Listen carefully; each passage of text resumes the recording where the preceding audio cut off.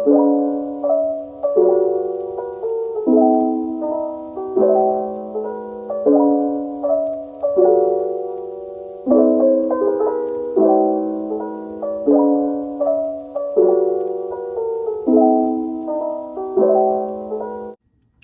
friends, welcome to my living room.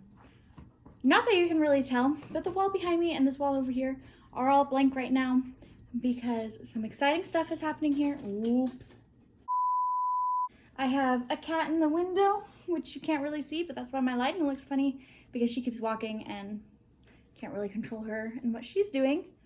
But today, see, I told you. Today, I'm showing you 3 examples on how to simply mend and fix clothing. If you don't know, I go thrifting a lot for both decor as well as clothing. It's cost effective, it's also good for the environment, and you are not supporting slave labor that way. And unfortunately, with a lot of those products, there can also be a lot of issues with it.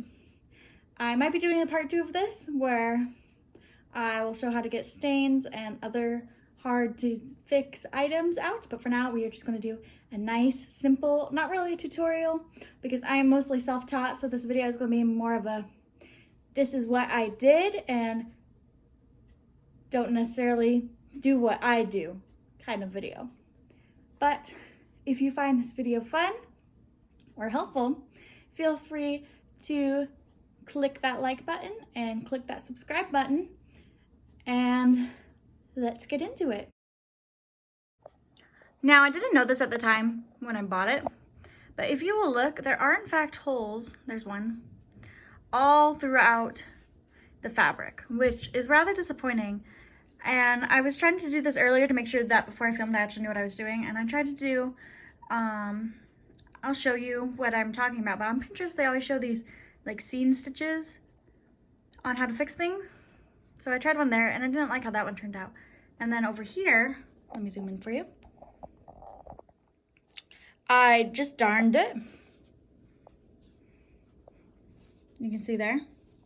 And here's the hole still. I just darned it really simply. And that's what I'm going to be showing you today, is how to darn a sweater. Now, the great thing about darning is you can find so many tutorials on how to do this. So I'm just going to show you simply. I inherited my grandmother's sewing box recently, so I have like ancient scissors. You need a darning egg or anything that is flat and hard, so maybe a small jar. If you are darning a sock, you need to stick this inside of the sock, but because it's a sweater and it's not in the sleeve, we could use any flat surface, but I'm going to be using the darning egg, a needle, some thread that either matches whatever project you're doing, or if you want to do seam stitches, you can do a contrasting color. For mine specifically, we already had some stitches that could be seen, and so I will be using black thread because I'm not really that picky about it, and some scissors. And of course, whatever you're darning. So what you're going to do is you are going to take whatever you're darning and you're going to find the hole, this big one right here, and you're going to flip it. Let me move my stuff really quick. And you're going to flip it inside out. Here's the inside, and here's my hole right here. And you're going to take your darning tool, and you are going to be placing where you are darning, not pulled super tight, but taut over the darning egg, like so. Now, I've seen in some tutorials where they do not actually tie a knot at the end of their thread when they are darning.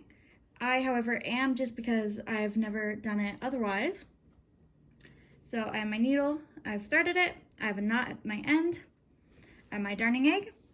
And now if you look, this is a weaved material. This wouldn't work so well on materials that aren't weaved, but things like socks and sweaters, they are. And so you can see that there are some stitches that are going up and down, and there's some that are going side to side, from right to left. So what you're gonna do is with your needle, you're going to start, here's the hole. You wanna start a little bit away from the hole on good fabric that is steady, And you're going to go through and you're going to kind of try to weave it through.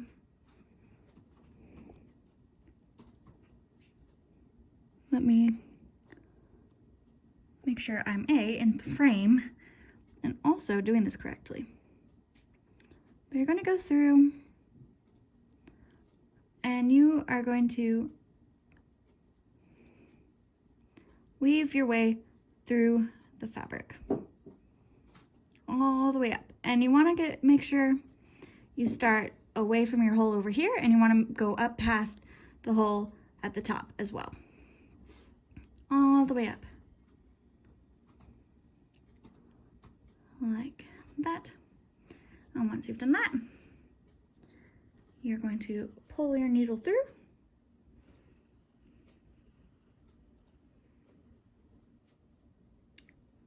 If I were a professional, my knot at the end would look better, but I am not. So that's how it looks.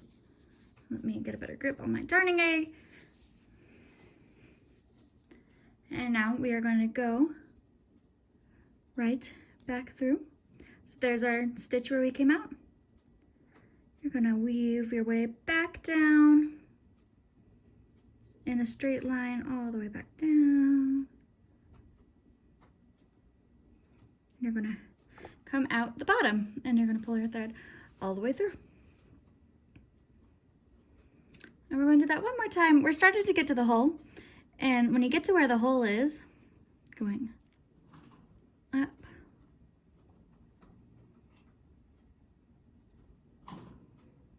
when you get to where the hole is, you just keep right going as though there was fabric there. Because with darning, what you're doing is you're weaving over the hole. Whoops, let me hit my camera a bunch of times. All the way up. And you're not pulling it super duper tight, you are just going across the hole.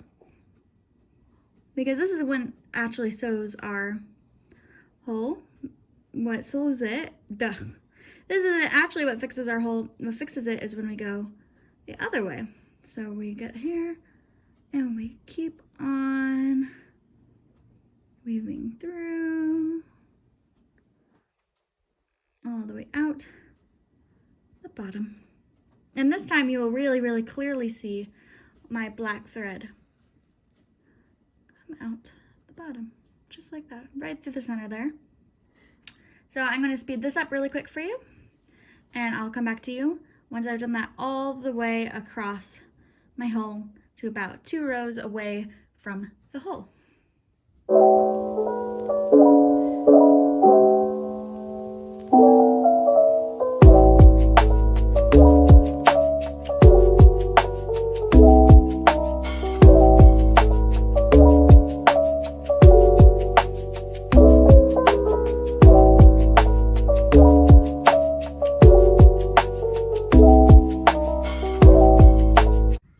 So there you see the stitches going across, all the way across, up and down, through the center. And now we are going to be going from left to right. So what we're going to do is we start below again, because as you can see here, if you can see it, it is starting to unravel down the stitch this way, which is why you make a bigger square all the way around to protect the fabric outside of the current hole, so the hole does not become bigger. So taking my thread right there, we are going to start going up.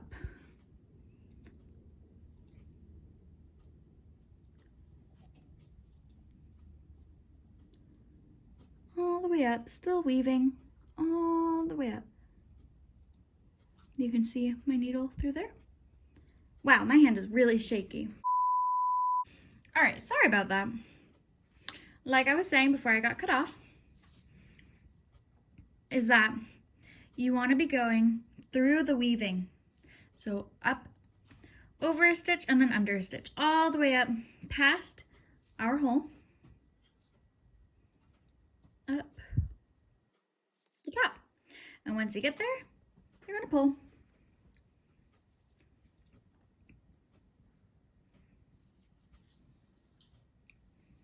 pulling all the way through. Once again, not tight, just through, like so. And you can see it disappears in with the stitching. You're going to move over one row, and you're going to once again weave up and down all the way through, up and down. You can see one of our threads there. We went under it with our needle all the way out the bottom. You can see it all the way down.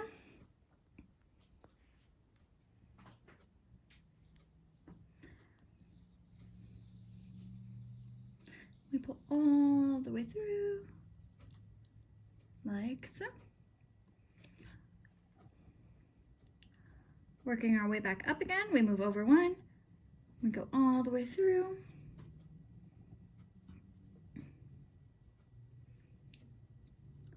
Now when you get here, let's see, we went over that first one, so we go under this one and over, all the way up and out the top, like that.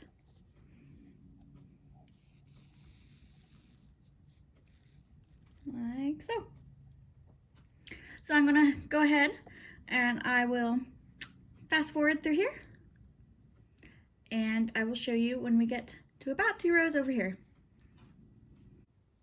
All right, as you can see, I have woven all through here, just like that. Now what I'm gonna do is, because this is more thick than the thread that I'm currently using, I'm gonna go back through and I'm gonna weave just a couple of more times just to really close up that hole, and I will show you the end result.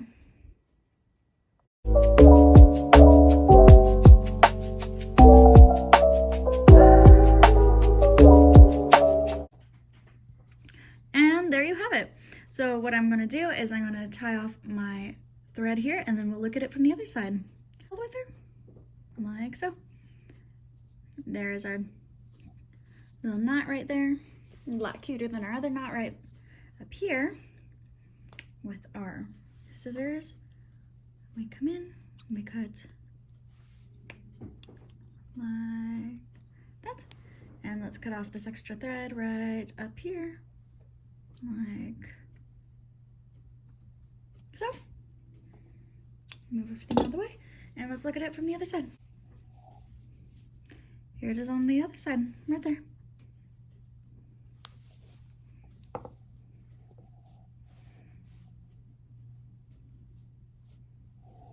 This is the one I did the other day.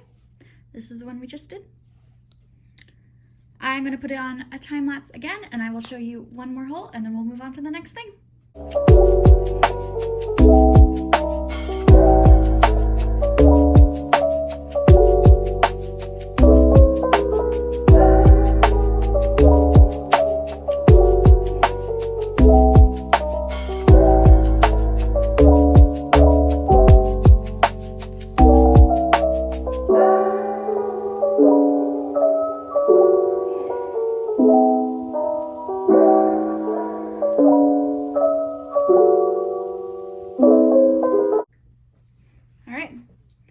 Here it is from the back.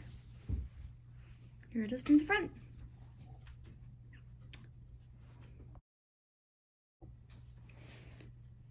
All right, so for our next thing, we're not going to need our darning egg, but we're still going to need our thread and our scissors and our needle, of course, because we're sewing. And you will need a sock, as well as a pair of jeans. This is Hence's, and this hole has gotten too big, and so I am going to be fixing it for him. And instead of just doing a normal stitch, I saw something on, I think, a Facebook group I'm in, where you sew the sock on the inside. And so we are going to go ahead and do that. I'm going to go in and I'm going to cut straight down the back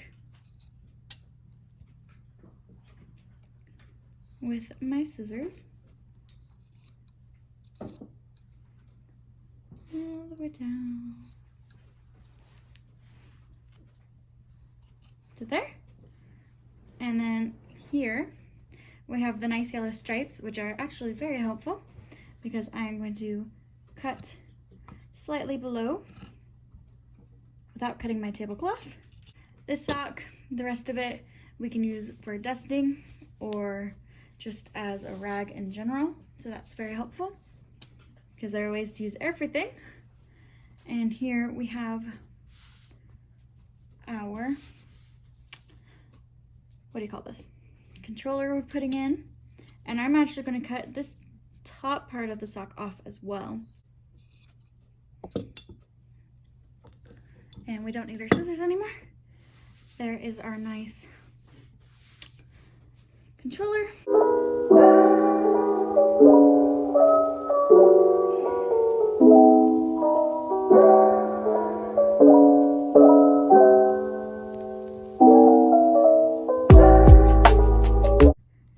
We are going to take our thread, make sure we have a knot at the end, like so. And we are going to come in the inside here. We have all of our nice fabric. I'm going to bring my needle up right through the jean right here so that our knot gets hidden over here. Now, from what I saw some that are hidden stitches and some that are seen. And I personally like the seam stitch because then you can tell that it's homemade, and I like that look a lot. And so we are just going to do a seam stitch all the way around. And I'm actually going to loop my thread through so we make a little tiny knot all the way through. And this just helps it stay a little more in place. And we are going to go ahead and loop all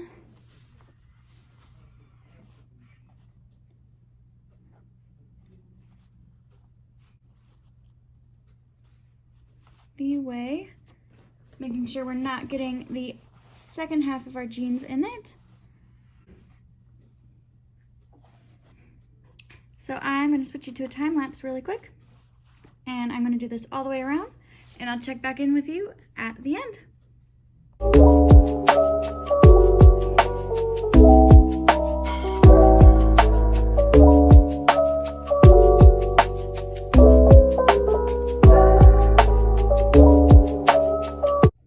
And here is the final on Hens, because he and John were hanging up some shells for me. What do you think, Hens? I like it. Yeah? I don't feel like I'm gonna put my foot through my knee every time I put my pants on. All right, let's move on then. For the last project, we're going to be putting our needle away, I think, and we no longer need thread. We're going to pick all this up and we are going to throw it out. And we're going to take our scissors over here. Now, I'm not actually sure how I'm going to be doing this, but Hens is making dinner in the background, so that's our background noise. I was given this purse to borrow for my wedding, but by the time I got back from my honeymoon, something had happened and it had come undone. So I might need Hens to be the one to fix this because I don't know what I'm doing. Right now, we're just opening the arsenal. Hi, Tombo. I need to sit there, bud. Okay. So, you have to get this little ring open. And the way I'm going to do that, normally you would use needle nose pliers. I can't find mine, so we're going to use these a wire stripper because it has a set of pliers at the top. So what you're going to want to do is you're going to want to find your little metal ring where it opens. See, it'll have a small cut. And basically you're just, let's see if I can do it because I don't really have a good set of pliers. We're using a wrench now. And we're just gonna literally open that space up. Because once you have that space open, you can then take and make sure, because this will drive me absolutely insane, make sure your strap, that's what this is called, is flat. So you're not like a twisty twisty turny mess when it's done. All right, and then you're just gonna go in and put them all in. 1, 2, 3. And this is where it gets important. Pull your loop off to the side because you don't want to pinch your loop. There we go. See? And then to reclose it, you'll take your needle nose pliers, not your wire strippers. Don't use wire strippers for this. You'll have complications. And then you're just gonna try and catch your little O-ring here, like so, and pinch it closed. It won't look as nice, but you can go through if you have needle nose pliers and make it look nice. Right now, I'm just gonna leave it like this, just so you can see how to do it. And you'll see that it looks, there we go. It does look a little out of shape, like it's too far forward. But you can go back and you can use the needle nose pliers and you can just like bend it back a little bit. With that brings us to the end of our video. Yep. I didn't think I was gonna get to be in this video, so. Yeah. Special appearance, huh? Yep. Thank you so much to Henson John, who hung up some shells for me in the middle of this video while I was time-lapsing sewing his pants. How do you like your pants? They're nice. I'm wearing them right now. Yeah. Well, with that, I'll see you in 2 weeks. Toodles. Toodles.